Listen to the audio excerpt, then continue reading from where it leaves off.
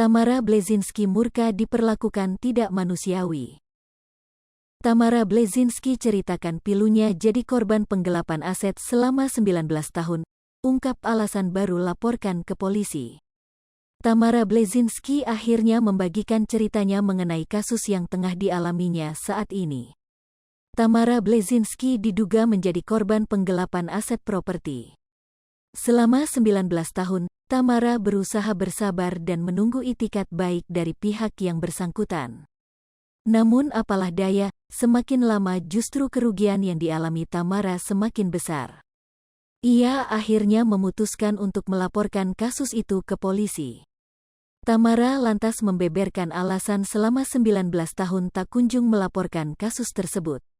Selama 19 tahun saya diam saja, karena saya berpegangan kepada cinta kasih, ucapnya, dilansir Tribun Style dari YouTube Intens Investigasi pada Kamis, tanggal 23 Juni tahun 2022.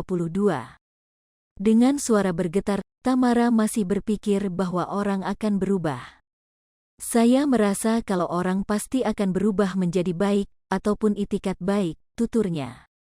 Sayangnya, harapan itu hanyalah menjadi angan-angan semata. Di tahun 2022, sang pengusaha tersebut justru menyodorkan surat hutang kepada Tamara. Saya sudah cukup bersabar selama 19 tahun, tapi ketika tahun 2020, ada pengusahanya datang ke Bali mengatakan bahwa harus menandatangani surat hutang dengan jaminan hotel. Dan itu menurut saya sudah sangat keterlaluan, tidak manusiawi, ungkap Tamara. Sontak saja, hal itu membuat Tamara murka. Ia berusaha menyelesaikan masalah ini secara kekeluargaan, namun tak menemukan titik terang. Saya sebenarnya ingin menyelesaikan masalah ini dengan baik-baik, tapi saya sudah tidak bisa apa-apa lagi, ucapnya sambil berlinang air mata. Saya ingin tenang hidup di Bali, urus anak gitu, pungkas Tamara. Sebagaimana diketahui, ibunda Teuku Rasya itu diduga menjadi korban penggelapan aset properti.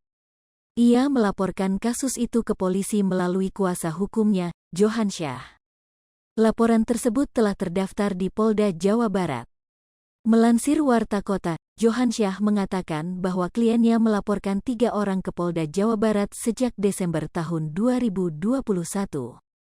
3 orang itu diduga melakukan tindak penggelapan aset properti di wilayah Cipanas, Cianjur, Jawa Barat.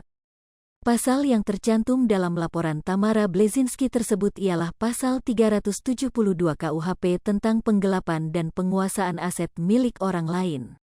Hai pemirsa Sri Popo TV, jangan lupa komen, like, dan subscribe, serta tonton